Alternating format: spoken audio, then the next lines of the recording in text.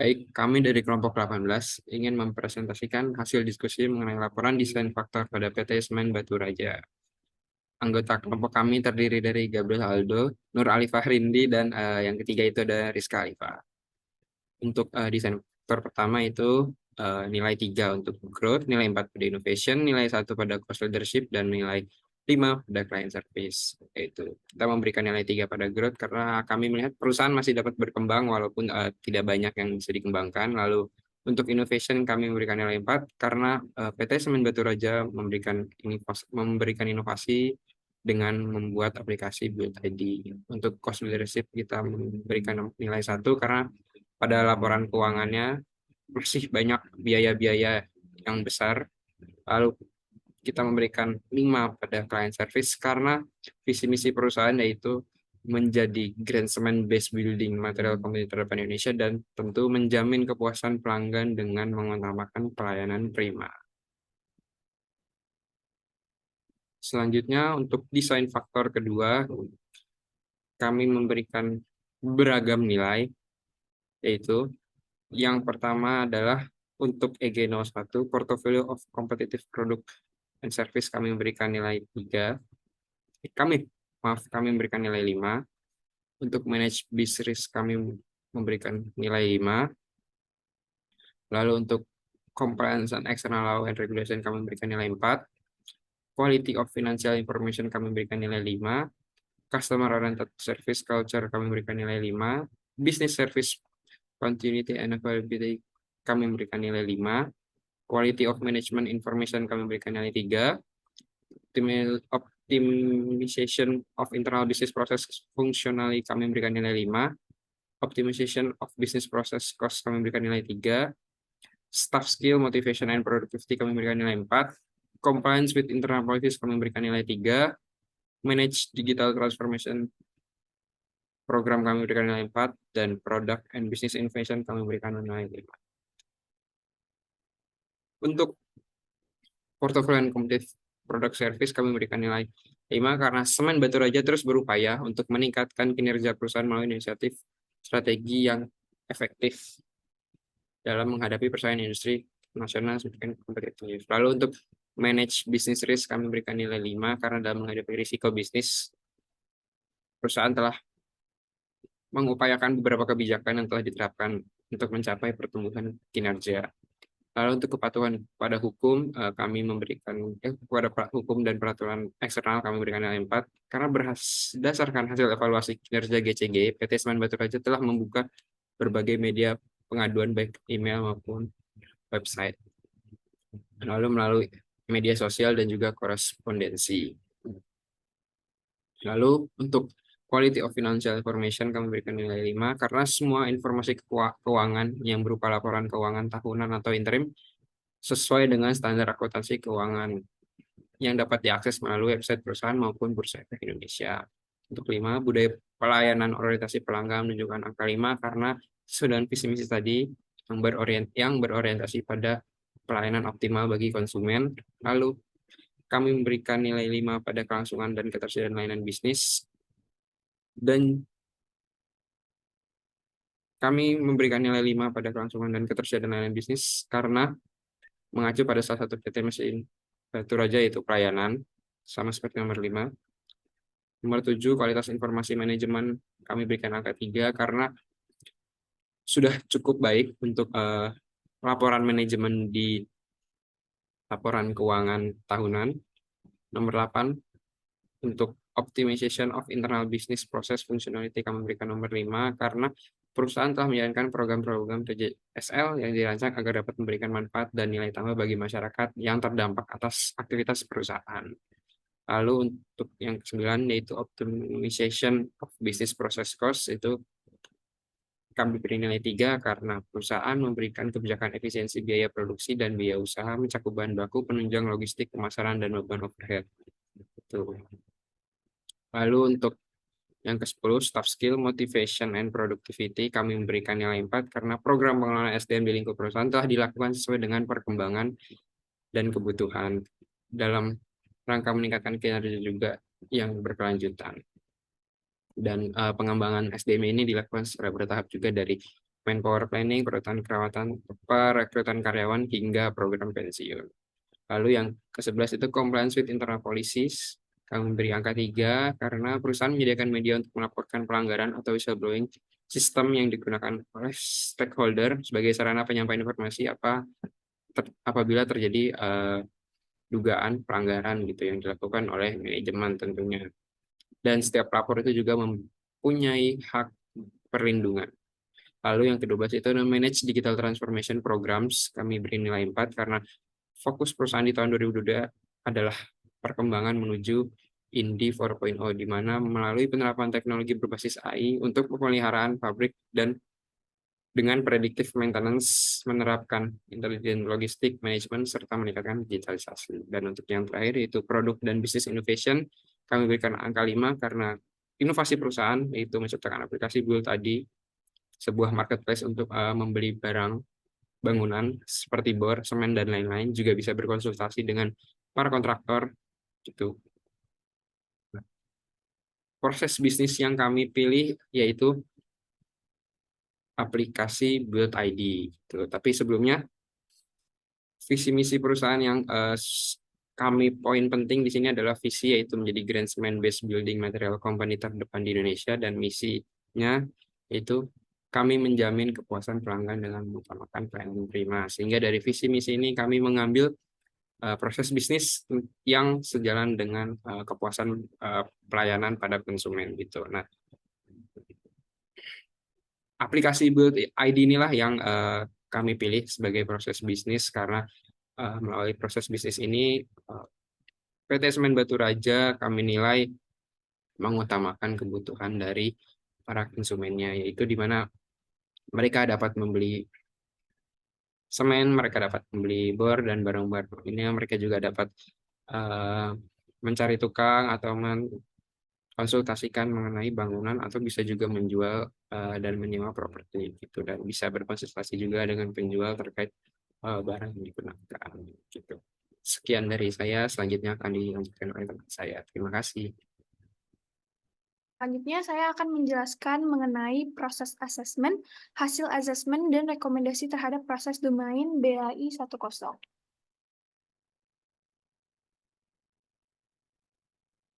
Kok bisa?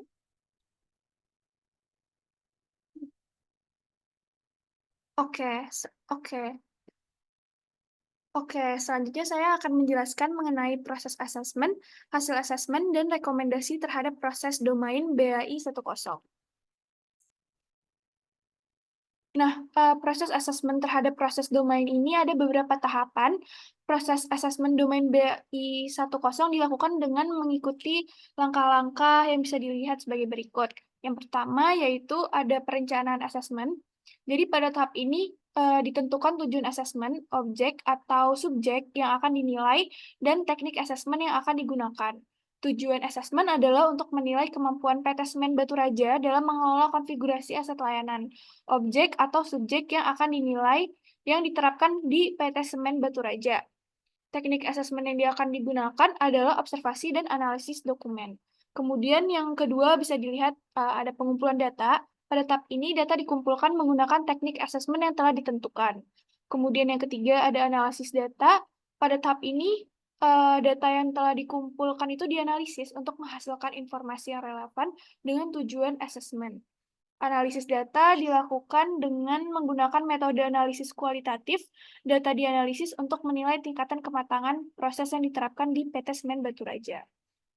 Dan kemudian di tahap yang keempat yaitu penafsiran data. Jadi informasi yang telah diperoleh diinterpretasikan untuk menghasilkan penilaian atau kesimpulan tentang objek atau subjek yang dinilai, penilaian atau kesimpulan yang dihasilkan berupa tingkat kematangan proses BAI 10 yang diterapkan di PT Semen Batu Raja. Tingkat kematangan proses BAI 10 ini diukur berdasarkan Capability Maturity Model atau CMM.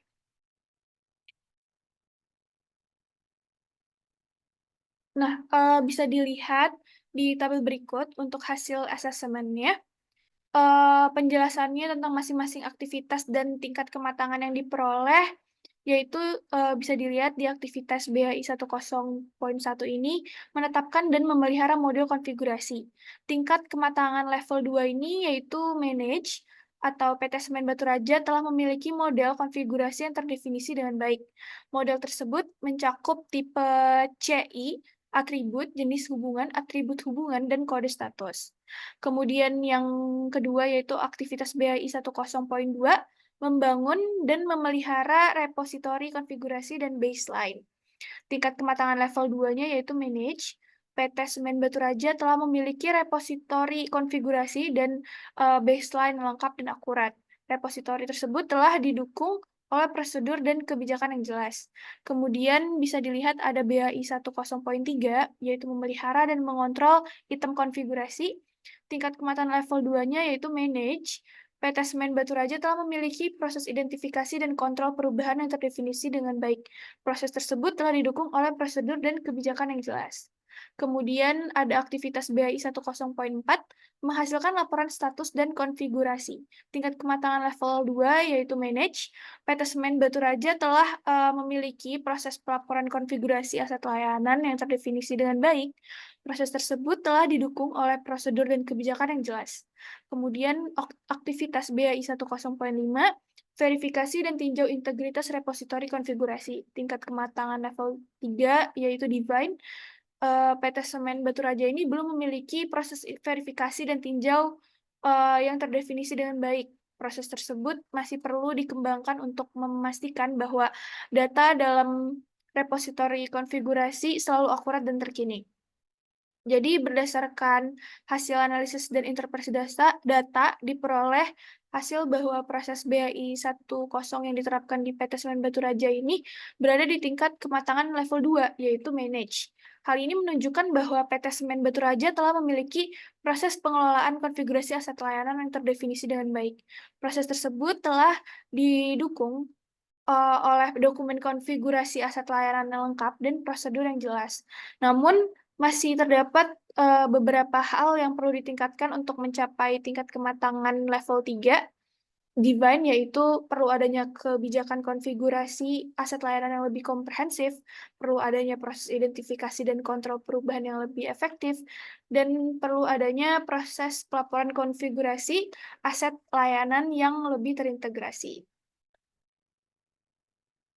Kemudian yang terakhir ada rekomendasi. Berdasarkan hasil asesmen dan analisis yang telah dilakukan, ada rekomendasi yang diberikan kepada PT Semen Batu Raja untuk meningkatkan tingkat kematangan proses BAI 10, yaitu mengembangkan kebijakan konfigurasi aset layanan yang lebih komprehensif, melakukan proses identifikasi dan kontrol perubahan yang lebih efektif, dan melakukan proses pelaporan konfigurasi aset layanan yang lebih terintegrasi. Rekomendasi tersebut dapat diimplementasikan secara bertahap. Implementasi yang dilakukan secara bertahap akan memudahkan PT Semen Batu Raja untuk melakukan penyesuaian terhadap proses bisnis yang ada dengan menerapkan kemampuannya dalam mengelola konfigurasi aset layanan. Hal ini akan berdampak positif terhadap ketersediaan dan keandalan layanan IT yang diberikan kepada pengguna. Sekian penjelasan dari saya, akan dilanjutkan oleh teman saya. Terima kasih. Oke, pada selanjutnya saya akan menjelaskan mengenai peran dan tanggung jawab pihak-pihak pada proses APO 12. Di sini saya memilih proses APO 12 dan di sini terdapat ada diagram meraci gitu yang akan menjelaskan aktivitas dari APO 1201 hingga APO 1206 dan terdapat 17 pihak yang berhubungan dan memiliki peran dan tanggung jawab terhadap aktivitas APO 12 ini. Nah, R ini yaitu responsible, yaitu siapa yang bertanggung jawab atau mereka yang melakukan pekerjaan. Lalu di sini ada A, di mana ini disebut dengan accountable atau orang yang bertanggung jawab secara keseluruhan atau sebagai pemimpin dalam perusahaan atau tim itu. Lalu ada C, di mana ini disebut dengan konsultan, yaitu siapa yang harus diajak berdiskusi atau dikonsultasikan. Lalu yang terakhir ada I, yaitu inform atau siapa yang harus diberi informasi, seperti itu. Nah, di sini yang pertama ada APO 1201. yaitu tahap pengumpulan data. Nah, pada tahap pengumpulan data ini terdapat 17 pihak yang memiliki peran dan tanggung jawab. Yang pertama ada CRO dan ERC, yang ini mereka berperannya dalam pengidentifikasian, evaluasi, dan pemantauan risiko. Mereka memastikan bahwa risiko ini diidentifikasi, dinilai, dan dikelola sesuai dengan tujuan dan strategi perusahaan. Nah, 15 pihak lainnya ini dianggap sebagai responsible. Yang pertama ini ada CIO, dia bertanggung jawab atas strategi teknologi informasi dan sistem informasi. Lalu ada CTO, sesuai namanya, dia bertanggung jawab atas pengembangan dan implementasi teknologi. Di sini ada CDO, dia bertanggung jawab atas manajemen data dan perusahaan itu seperti keamanan data. Di sini ada CISO gitu. Nah, kalau tadi kan CDO ini manajemen data gitu. Nah, kalau CISO ini perlindungan terhadap data dan sistem informasi gitu. Lalu di sini ada BPO yang memastikan efisiensi dan efektivitas operasional. Lalu di sini ada PMO, dia itu tanggung jawabnya pengelolaan portofolio, standar, dan kinerja perusahaan. Di sini ada DMF, ini bertanggung jawab atas rancangan, pengembangan, dan implementasi kerangka kerja. Lalu ada Head Architect, ini memastikan bahwa adanya keselarasan antara teknologi dan tujuan bisnis. Lalu ada Head Development, dia bertanggung jawab atas pengembangan perangkat dan aplikasi perusahaan. Di sini ada kedua Head IT. Nah, ini tanggung jawabnya masing-masing ini pengembangan atas perangkat dan aplikasi perusahaan. Lalu ada service manager, di mana dia bertanggung jawab atas manajemen layanan seperti dukungan pelanggan. Ini ada ISM, ini untuk memastikan bahwa data yang dikumpulkan dan dikelola dengan aman gitu. Lalu ada BIM, di mana dia bertanggung jawab atas perencanaan dan implementasi program kontinuitas atau keberlangsungan bisnis gitu. Dan terakhir ada privacy officer, di mana dia bertanggung jawab atas kebijakan privasi dan keamanan data. Dan selanjutnya pada tahap kedua yaitu ada APO 1202, di mana aktivitas ini itu untuk menganalisis risiko.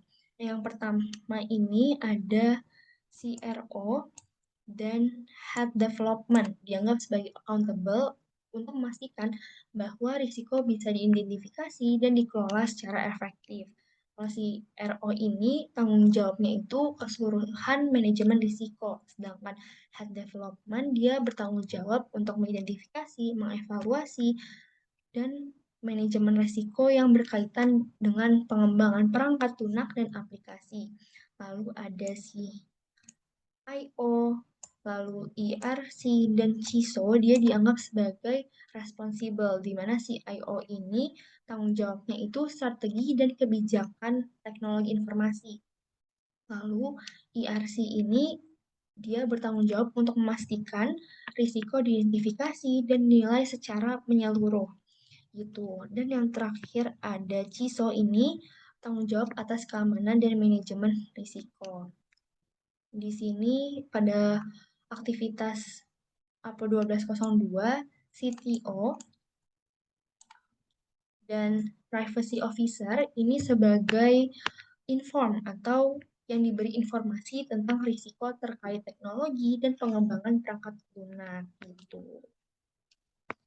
Dan aktivitas ketiga yaitu ada APO 1203, ini untuk memaintain profil risiko gitu. Nah, yang pertama ada CIO dan ERC, dia ini dianggap sebagai responsible. Kalau CIO ini tanggung jawabnya untuk memahami dan mengelola risiko teknologi informasi.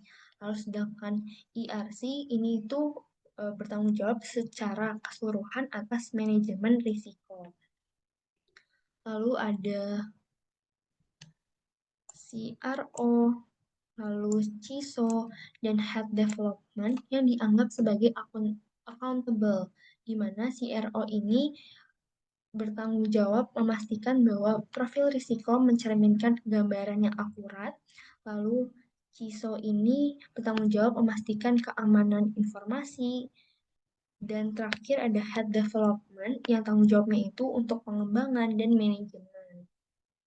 Nah, kedua pihak ini yaitu CTO dan Privacy Officer ini dianggap sebagai inform itu karena perannya ini menerima informasi tentang risiko dengan teknologi informasi gitu.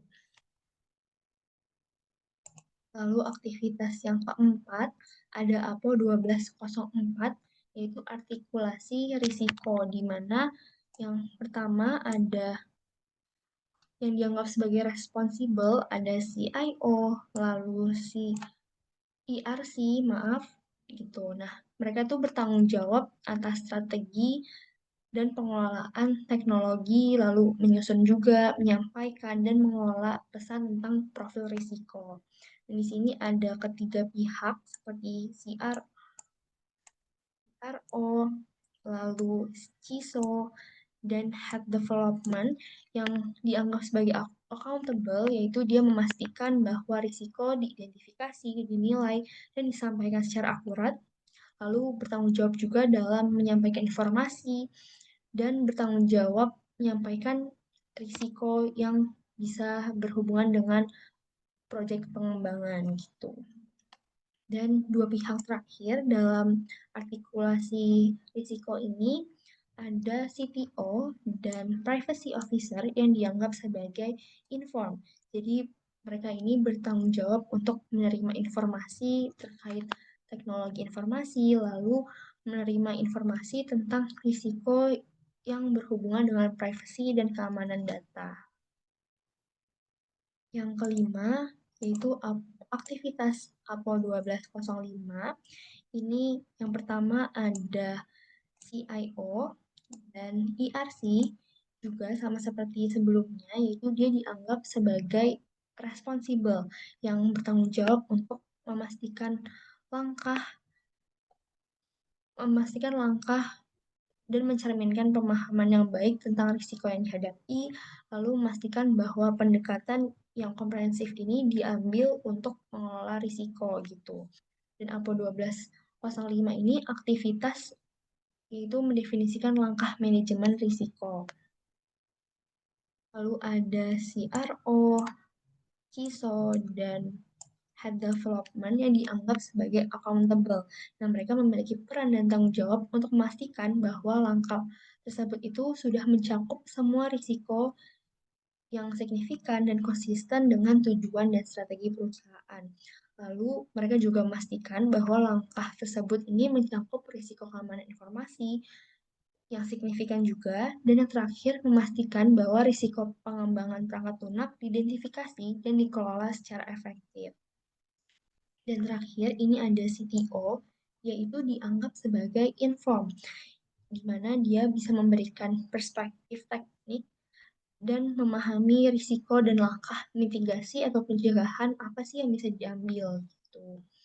Dan yang aktivitas terakhir yaitu ada APO 1206, di mana ini aktivitas bagaimana sih kita merespon risiko. Nah, ini ada 17 pihak yang berhubungan atau berkaitan dengan aktivitas tersebut.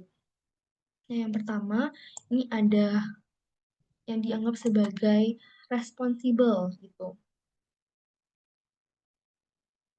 Yang dianggap sebagai responsible, ini ada CISO, yaitu bertanggung jawab untuk mengidentifikasi, menilai, dan merespon risiko keamanan. Lalu di sini ada BPO, ini dia bertanggung jawab untuk merespon yang berkaitan dengan proses bisnis. Lalu di sini ada PMO, dia bertanggung jawab untuk mengidentifikasi, lalu mengukur dan merespon risiko. Di sini ada DMF, dia ini tanggung jawab untuk merespon terkait dengan manajemen dan keamanan data. Lalu ada Head Architect juga, dia bertanggung jawab untuk memastikan arsitekturnya mendukung mitigasi risiko yang efektif. Lalu head development ini bertanggung jawab untuk memitigasi risiko teknis dan proyek. Lalu ada head IT, kedua head IT ini bertanggung jawab untuk merespon risiko yang terkait dengan infrastruktur dan sistem informasi. Lalu ada service manager, di mana dia merespon risiko yang bisa mempengaruhi ketersediaan dan kualitas layanan. Lalu ada ISM, dia ini merespon risiko yang terkait dengan keamanan informasi. Lalu ada BCM, dia ini merespon risiko yang dapat mengganggu keberlanjutan operasional. Dan yang terakhir ada privacy officer, di mana dia bertanggung jawab atas kebijakan dan kepatuhan privacy. Lalu ada ERC sendiri ini dianggap sebagai accountable gitu, karena dia memiliki tanggung jawab untuk mengawasi dan memastikan bahwa respon terhadap risiko dilakukan secara efektif. Lalu ada keempat pihak yang bertanggung jawab atau dianggap sebagai consultant. Yang pertama ini ada CRO, lalu ada CIO, CTO, dan CDO. Yaitu berperan dalam memberikan masukan atau konsultasi selama proses pengambilan keputusan gitu. Nah, peran konsultan ini, keempat pihak ini memberikan kontribusi dalam memastikan bahwa risiko yang dihadapi bisa dipahami dan dikelola secara keseluruhan oleh perusahaan. Sekian dari saya, terima kasih.